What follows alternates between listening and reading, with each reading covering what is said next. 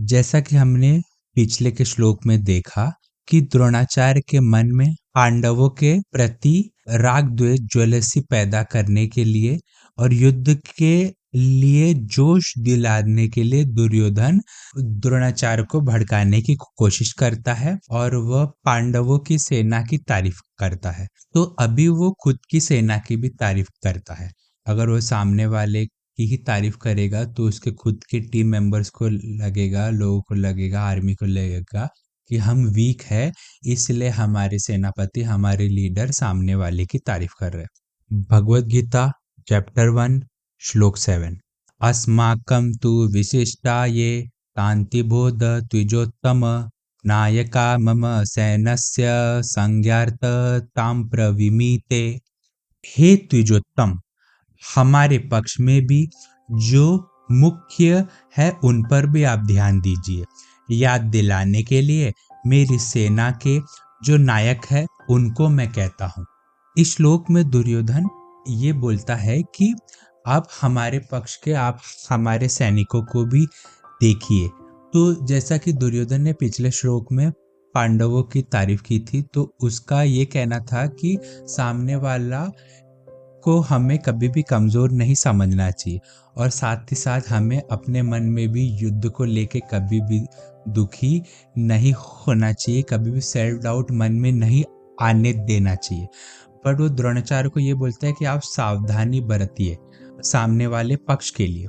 दूसरा भाव ये भी रहता है कि दुर्योधन पांडवों की सेना को देखकर डर जाता है, क्योंकि पांडवों की सेना संख्या में, क्वांटिटी में कम रहती है, पर पांडवों की सेना में धर्मात्मा लोग रहते हैं, सब अच्छे अच्छे कर्म किए हुए लोग रहते हैं और उनके साथ खुद भगवान श्री कृष्ण भी होते हैं। इसके लिए दुर्योधन डर जाता है। भगवत गीता चैप्टर 1 श्लोक 8 भवान् भीष्मस्य कर्णस्य कृपस्य समितिज्जयम् अश्वत्थामा विकर्णस्य सौमदत्तिस्तथैव च। दुर्योधन बोला द्रोणाचार्य से कि आप और पितामह भीष्म तथा कर्ण और संग्राम विजयी कृपाचार्य तथा वैसे ही अश्वत्थामा, विकर्ण और सोमदत्त का पुत्र भूरिश्रवा भी हमारे पक्ष में है। दुर्योधन द्रोणाचार्य को बोलता है भवान भीष्मस्य, मतलब आप और पितामह भीष्म, ये दोनों ही, आप दोनों ही मेरे साथ, मेरे पक्ष में है। आप दोनों ही बहुत विशेष पुरुष, बहुत स्पेशल पर्सन है। पितामह भीष्म को तो इच्छा मृत्यु का वरदान है, मतलब वो अपनी डेथ खुद चूज कर सकते हैं, उनको कोई मार नहीं सकता जब तक वो खुद न चूज करे कि उनको मरना है। आप दोनों के सामने तो इस संसार में कोई टिक नहीं सकता, इस दुनिया में आप दोनों के सामने कोई टिक ही नहीं सकता।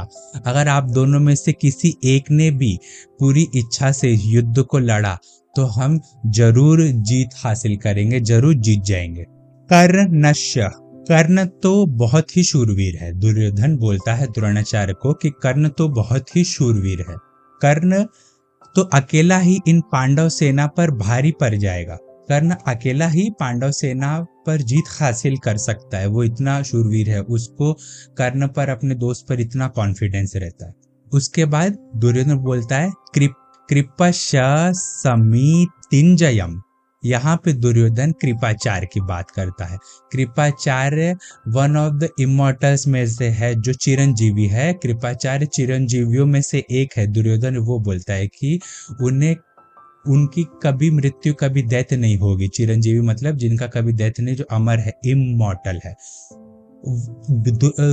तो यहाँ पे दुर्योधन भीष्म और द्रोणाचार्य के बाद कर्ण का नाम लेता है, वो कृपाचार्य का नाम नहीं लेता है, क्योंकि उसको कर्ण पर ज्यादा भरोसा रहता है एज कम्पेयर टू कृपाचार्य।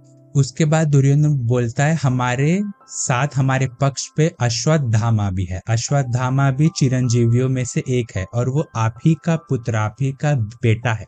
उसने आप ही से अस्त्र शस्त्र की, वेपन्स की नॉलेज, विद्या सीखी है।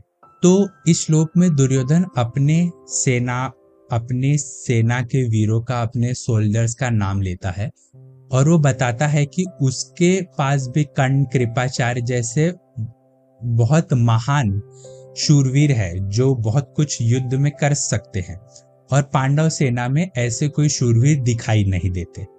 और वो ये बोलता है कि हमारे पक्ष में दो चिरंजीवी भी है, अश्वत्थामा और कृपाचार्य, जबकि पांडवों सेना में कोई भी चिरंजीवी नहीं है, इसलिए हमें डरने की कोई बात है नहीं। जैसे कि पिछले श्लोक में दुर्योधन सामने वाले पक्ष के योद्धा देखकर डर जाता है, पर उसके बाद वो अपने पक्ष के स्ट्रेंथ पर नजर डालता है। तो लाइफ में भी जब हमें डल फील होता है, जब वीकनेस फील करते हैं, जब डर जाते हैं, तो हमें अच्छी बात है अपने स्ट्रेंथ पर हमें ध्यान देना चाहिए कि हम क्या है और हम क्या कर सकते हैं, हमें डर से डरना नहीं चाहिए।